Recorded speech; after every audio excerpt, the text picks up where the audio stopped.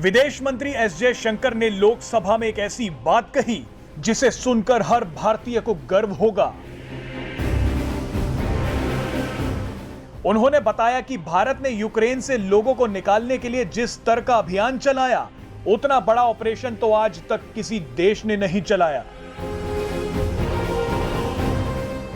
विदेश मंत्री एस जयशंकर ने एक बेहद ही दिलचस्प किस्सा बताया। उन्होंने बताया कि एक दूसरे देश के विदेश मंत्री ने उनके सामने ये गर्व से बोला कि उन्होंने 2 प्लेन भेजकर अपने नागरिकों को यूक्रेन से निकाला। जब उस देश के विदेश मंत्री ने एस जयशंकर से भारत के ऑपरेशन के बारे में पूछा, तो भारतीय विदेश मंत्री ने बताया कि ऑपरेशन गंगा के तहत भारत ने 90 प्लेन भेजकर अपने नागरिकों को सुरक्षित निकाला है। कुछ ही दिन पहले एक विदेश मंत्री आए, उन्होंने मुझे बहुत गर्व से कहा कि मैं 2 प्लेन यूक्रेन से लाया और मेरे से पूछा आपके प्लेन कितने आए, और वो हैरान थे जब मैंने कहा कि 90 प्लेन आए। इसके बाद तो विदेश मंत्री एस जयशंकर ने एक ऐसी बात बताई जिसको सुनकर पूरी दुनिया हैरान हो गई। उन्होंने बताया कि कैसे प्रधानमंत्री नरेंद्र मोदी के एक फोन कॉल से यूक्रेन में पूरा खेल ही पलट गया।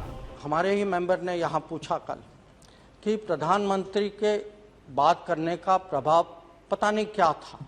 मैं उनको ये बता सकता हूँ कि मैं उस कमरे में था, उनके साथ था उस समय, जब उन्होंने खार्किव में पुतिन साहब के साथ जो मुद्दा उठाया और कहा कि हमारे स्टूडेंट्स हैं वो डेंजर में हैं, फायरिंग हो रही है, तो उस बातचीत के कारण हमें उतना समय मिला कि हमारे स्टूडेंट्स जो हैं खार्किव छोड़ के एक सेफ जोन, जो रशियंस ने हमें बताया कि अगर आप उस जगह जाएंगे उस जगह फायरिंग नहीं होगी।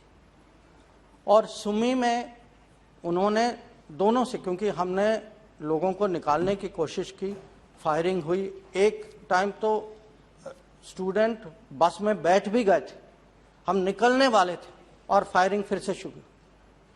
तो उन्होंने दोनों प्रेसिडेंटों से बात की, और क्योंकि दोनों लोग कह रहे थे कि फायरिंग दूसरा देश कर रहा है, और दोनों को समझा कि हमें इस समय से इस समय अगर आप अपनी फौज को बताएं कि आप फायरिंग ना करें।